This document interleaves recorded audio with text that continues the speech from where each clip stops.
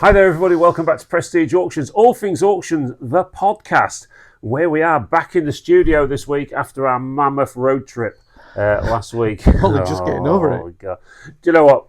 It's fantastic because the feedback that we've had from the actual podcast that we did and the filming that we did on the day has been fantastic. Lots of people saying, you know, about the hard work we put in as a team, and when you hit a job like that, it really is. I mean, without the problems that you had at the end of the day, it's already a hard day, isn't it? I mean, you tell people these jobs exist, but until they actually see it, it's a shame you couldn't smell it on the camera as well, isn't it? I think you're right there. I don't think people actually believe us. No, sometimes. I think you're like over-exaggerating. I think they just think every house we go into is pristine and proper and everything's just in the right place, but it's really not. And when you're at a job like that one in God Manchester, I mean, it's a beautiful setting, wasn't it? Yeah. I kind of tried to show that with the drone shots that we did, sort of show people just how nice the area was. And then it just shows you that you don't know what's going on behind closed doors.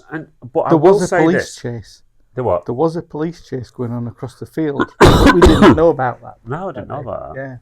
We had all the sirens and the police boats on the river, but they were actually chasing somebody across the fields and we didn't even realise it. I am a believer in live and let live. You know, people live their own way. And when you've seen lots of hoarders' properties over the years like we have, and we've seen, I mean, believe me, that wasn't bad. We've seen a lot worse. And when you get people into... See, I've got this theory, right? I think that hoarding is without doubt an issue up here. And I think we've all got the potential to be hoarders, every one of us. Yeah, I looked at my garage this week and I'm not quite there yet. But when you're buying to sell, the thing is with the difference between somebody who buys to sell and somebody that hoards is a hoarder finds it hard to let go of anything. So they wouldn't want to sell anything. I mean, you see in that house there was lots of stuff that had been ordered off eBay and places like that and never even opened. No, but that's a top tip for this week for buying. Tomorrow is I was unwrapping stuff and it had got £40-50 price tags on books, which have just... Some of those boxes of books have got 40-50 quid books in them. The problem is there, though, some people that become hoarders or mad collectors, pardon me, I don't know what's going on with me, they do have a tendency to overpay as well. Do you not find that? Yeah. It was that. I mean, PayPal payments. How long is it since PayPal payments have been? It's been a while, hasn't it? Yeah. I mean, these were 40-50 quid PayPal payments. That stuff's been a while, hasn't it? What, 8-10 years? Oh, easy, yeah. Yeah. Easy now. What this lot don't realise is that we're actually filming this the day that it goes out. We're filming this is Friday today. We didn't get a chance to do the podcast on Monday. Why didn't we get a chance? Oh, we just ran out of time with everything else, didn't we? We were mending stuff on Monday. Yeah, because what you lot don't know is that you all laughed at us getting broke down near Newark. And then the next day the tail lift went on the new van. Oh, yeah. Yeah, we were completely stuffed on Sunday, weren't we? Yeah. So... it's been a strange sort of week. I mean, the auction's been busy, although there's only just over 1,000 lots, which really surprised me because the room's quite full. It looks full. There is a few gaps this week, though. Yeah, top of shelves. But this is like an antiques and collectible auction, isn't it? Yeah. Well, there was potential for more stuff to come in, but we're also working in the background on a specialist sale. Well, 2 specialist sales now. I can't really talk about the other one, but there's another one about to be announced for the beginning of December, which is not your thing, but it's a good one. It's not coins, is it? It's not coins. No, it's not stamps. Coins. It's not stamps. No. But anyway, well, I'm not going to announce what it is today.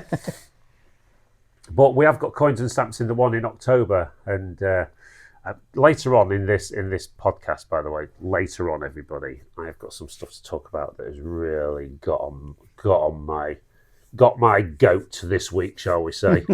I've got a few things. I'm going to have a bloody good moan again today, I think, because I'm sick and tired of things, the way things are going, and I'm really... Well, there's all sorts kicking off this week now, isn't there? There is. Let's save it for later. I know we're going to touch upon it all later on.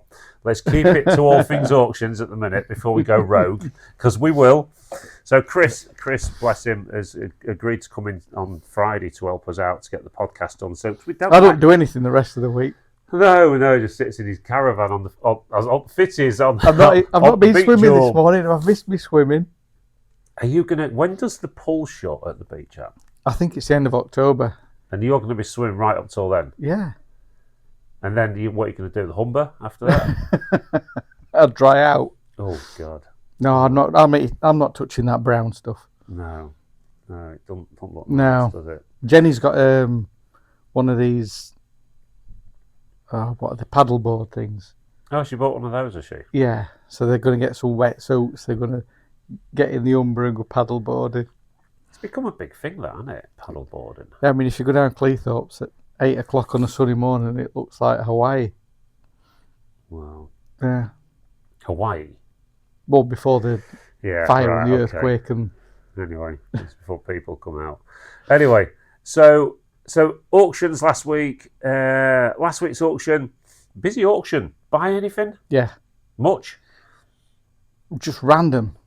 Sold any of it yet? Yeah. Oh, good. Yeah, I was bottom feeding, although I did bid quite strong on some cardboard cutouts, them Jurassic Park dinosaurs. Did you buy those, did you? I think Lisa was up on the rostrum at the time, so I didn't see that go through. So yeah.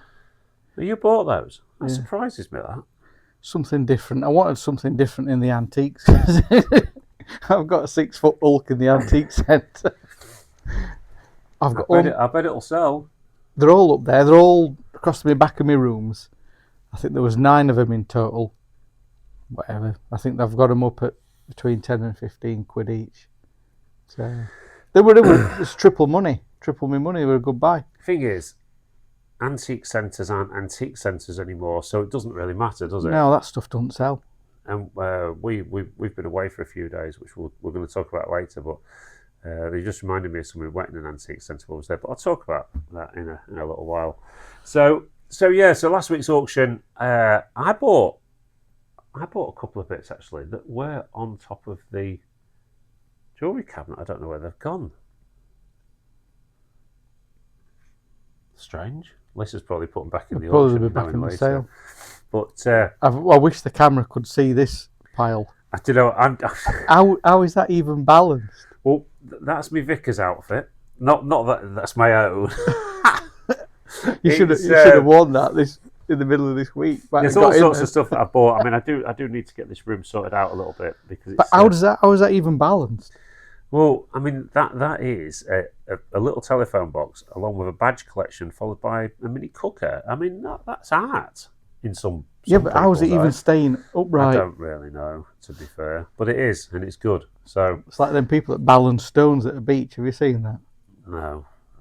I will spend hours and hours stacking these stones up on the beach, like all funny little angles and stuff. One or two people were saying they'd had a couple of bargains at the auction in the last few weeks, which has been good. Always good to hear that people are making money.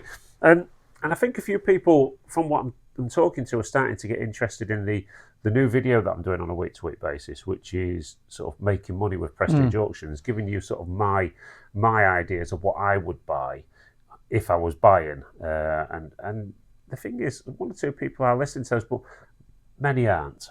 And this is the thing. When people get the idea out of their head that I'm just trying to sell stuff that's in the auction and that we are actually trying to help you, then you might start making I've noticed some money. this. I noticed this being sat there next to you is sometimes the harder you try and sell it, because it's ridiculous that it hasn't sold, the worse the problem gets, and they dig in and it goes unsold. I don't get it. I don't get it. I'm not going to say to somebody, bear in mind our business is built on reputation, I'm not going to say to somebody, I think you should really buy that. if I genuinely don't think it's going to sell. Oh, I've got a bone to pick with you.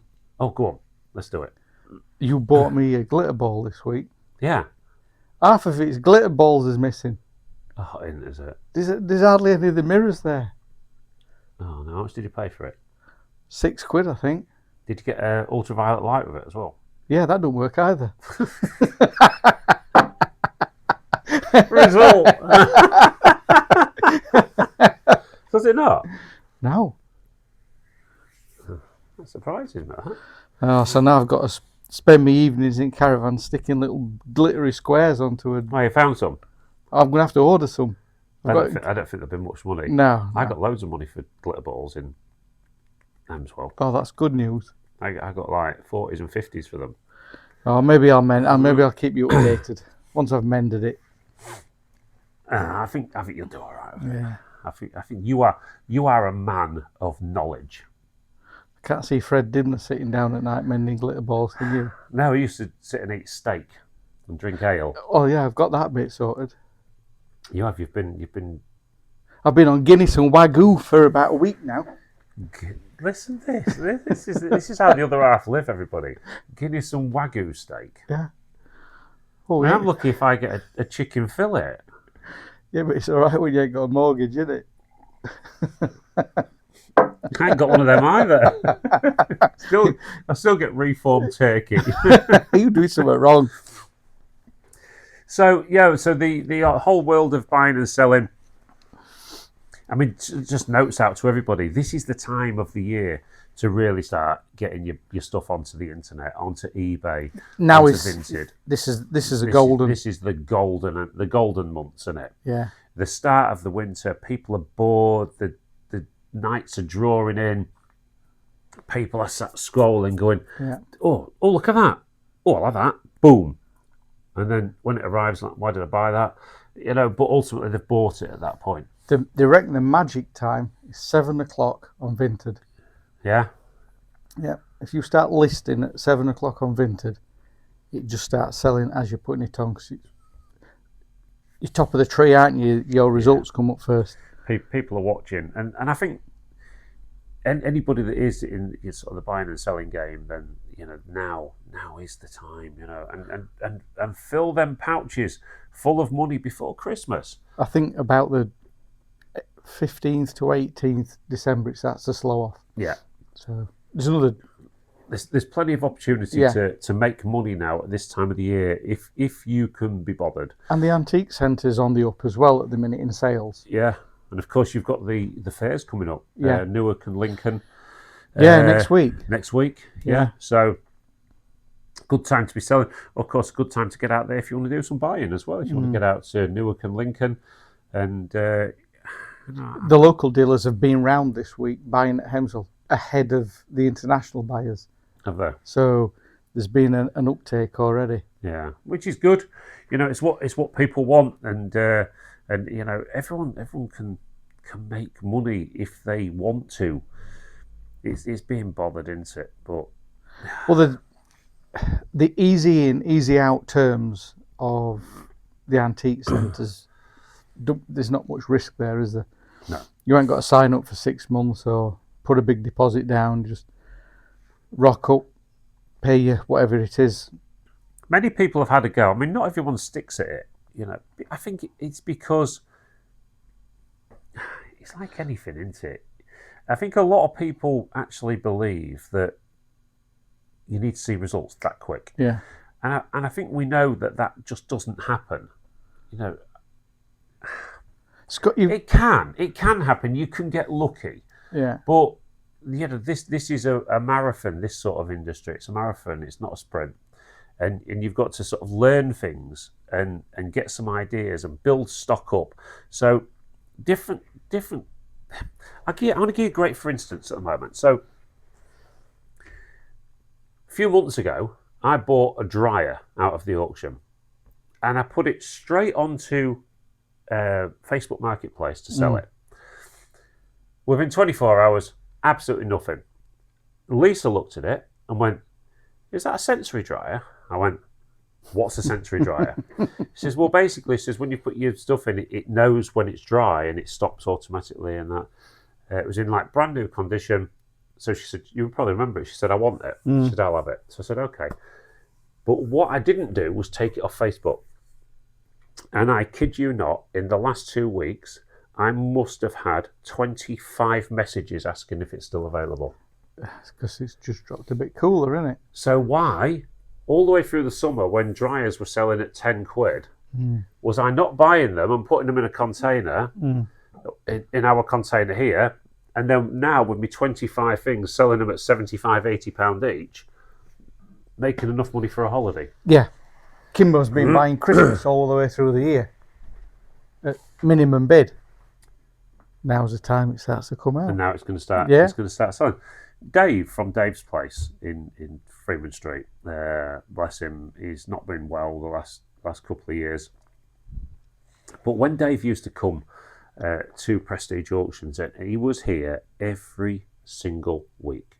He would be here from the start of the auction to the end of the auction, week in, week out. And one of the things I always used to laugh at him for was all the way through the summer, he bought heaters. Yeah. All the way through the winter, he bought fans. Sorry. Yes, the car is to be sold. Yes, you've got car keys. Okay, I'll sort it. I know. Because I'm not. Because I've got enough to do. Why do you make out, Lisa, that you're the only one that does any work? No, I don't make out I'm the only one that does any work. I make out you're the only one that doesn't do any We'll leave that in, shall we? Yeah. We did say the other day that we need new uniforms. We did. Yeah, because we're all wearing out, but your one's wearing out on the back. Yeah, thanks ever so much, team. Team. Can you sort the car? Yes, I will do. All right, Yeah. thank you. So everybody, as you see, this is how it happens at Prestige, especially when you do a podcast on a Friday. Lisa just randomly walks in and says that there's a car in the house that needs to be sold, and we've done nothing about getting it sorted. But there you go. Such life. It's Mazda. Sounds okay. Used to have a Mazda, blew up, ran out of oil. Ran out of oil. I don't know how that put oil in it. Yeah, apparently, yeah. But Kim does that. Where was we before we was interrupted? I honestly can't remember. Anyway, so it's whatever we was talking about. I honestly don't know. We were buying stuff for Christmas in January. Oh yeah, so Yeah. yeah, we're talking about Dave, weren't we? And Dave, you know, it was heaters through the summer, fans through the winter, and he used to pick up £2 minimum bid back in them days. Yeah. It was all the fans were £2, all the heaters in the summer were £2, and then in his shop in the winter, 30 quids on the heaters, tenors on the fans, whatever, you know. And Dave was one of these people that just he understood it. He understood. Yeah, he had money to back it up. I would say when you reach that point when you can put stock away, Yeah, you've reached that next level, haven't you? Then yeah, and that is a great place to be because Dave understood the old way of doing things, which was if you was the dealer in that auction room and somebody walked through that door that was a newbie and thought, oh, I'm going to clean up here, he would outbid them yeah, and lose money.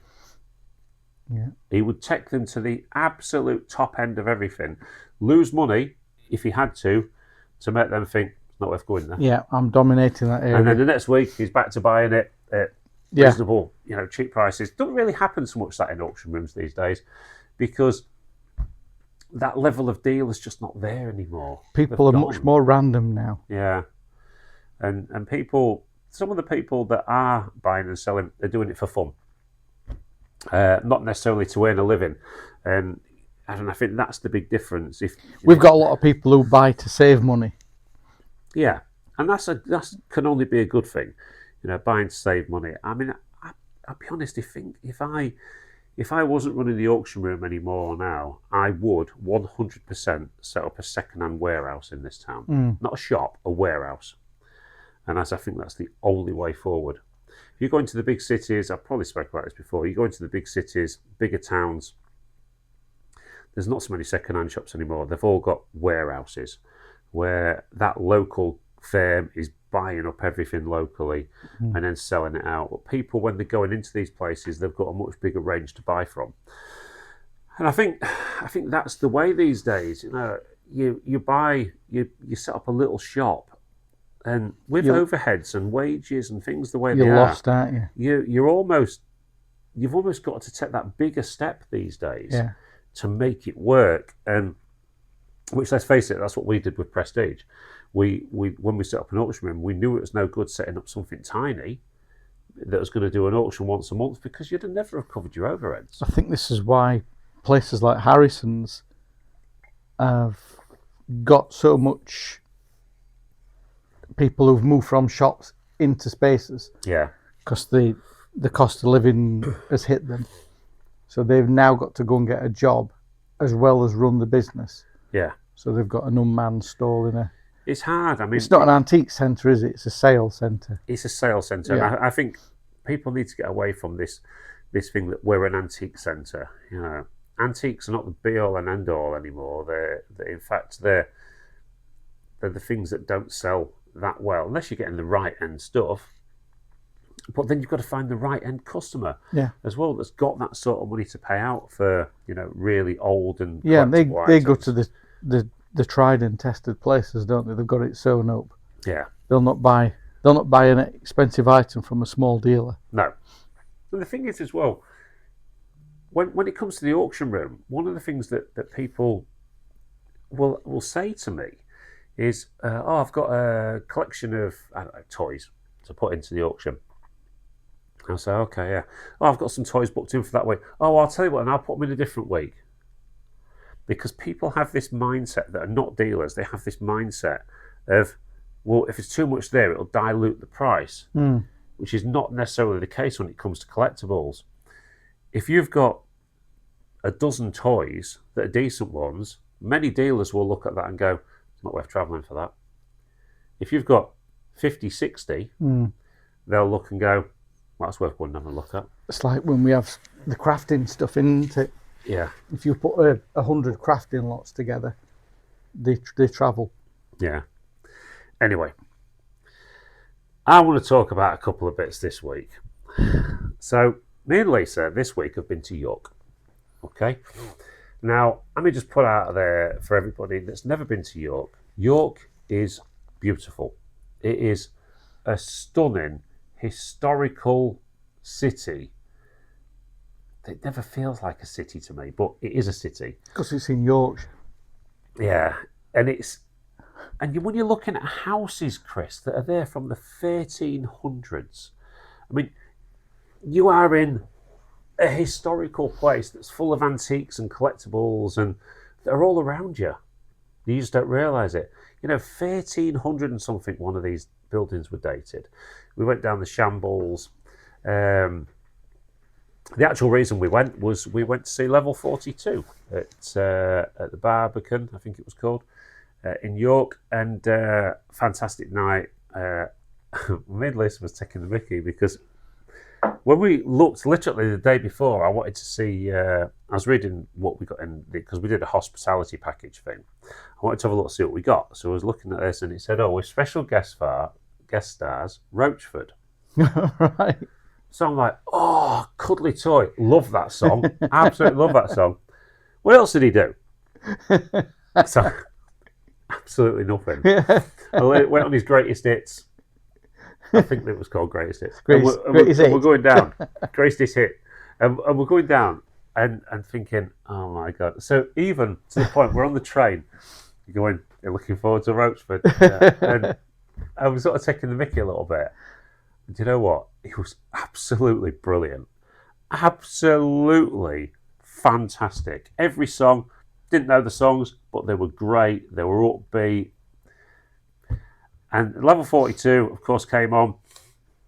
7-piece Level 42 at the minute, with the backing band and all the rest of it. And just amazing. But that's not what I want to talk about. So we're tourists. We're in York. And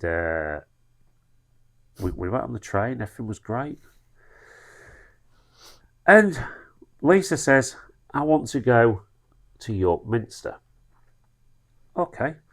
I mean, whether you're religious or not, York Minster, Lincoln Cathedral, Westminster Abbey, you name it. Fair old buildings, aren't they? You've just got to stand at the side of them and go, and this must be said by thousands of people every day. How did they do it? Oh, well, Fred Dibner's got a DVD out. Has he? British Monuments. Did he talk about how they did it? Yeah. I'll fetch you here from my private collection. Your Fred Dibner collection. So, we're looking at York Minster. And Lisa went, well, I think if they're open, she said, because it was early doors, it was about 9:30. And she says, I want to go and have a look. Okay, I can live with that. And look, I am not religious in any way, shape or form. I don't do religion. But I appreciate the architecture and the just how amazing these stone built buildings are. So he gets in the, well, it wasn't really a queue, to be fair. Gets to the front. Now, fully expecting to have to pay something. Okay.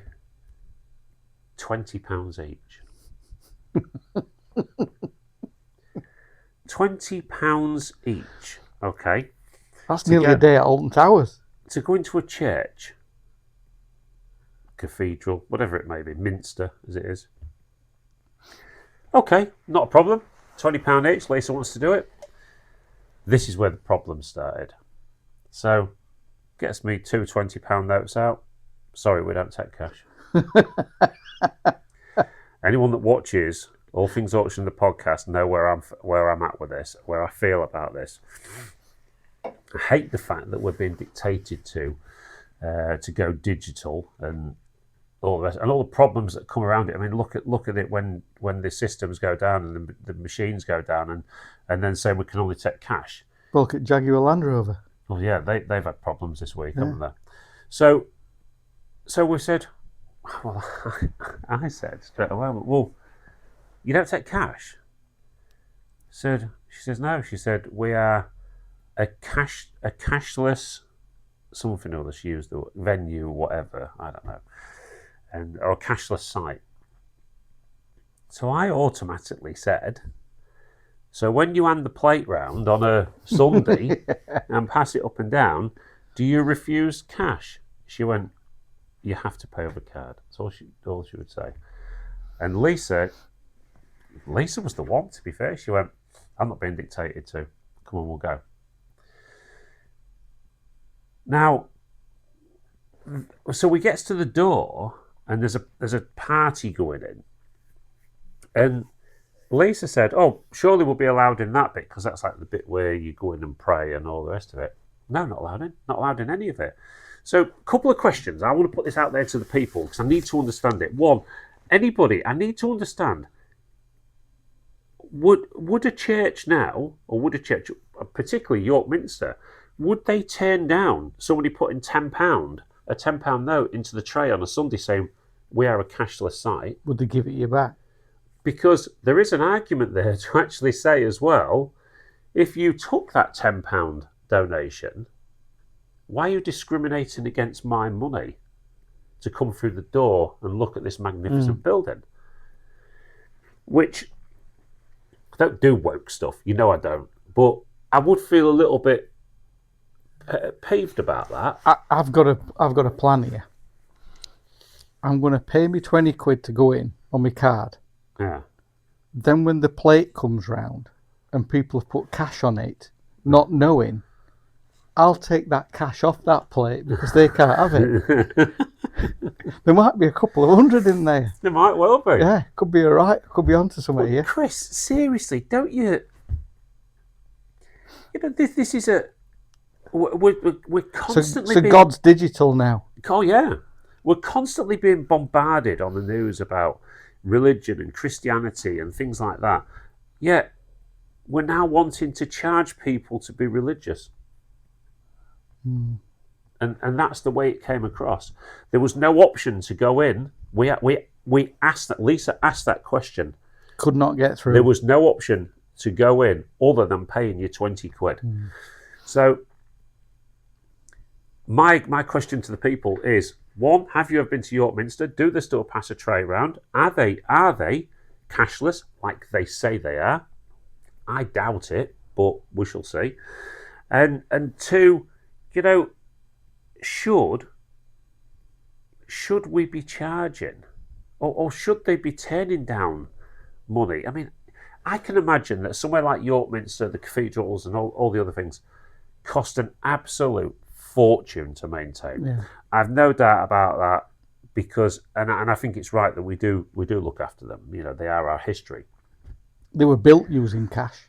Yeah, but why now all of a sudden is it cashless? It got to Lisa probably more than it did me, to be fair. She said, I'm not being dictated to, about how I should pay for something. And then let's not forget this one other thing as well. I don't want to turn this into a religious debate, but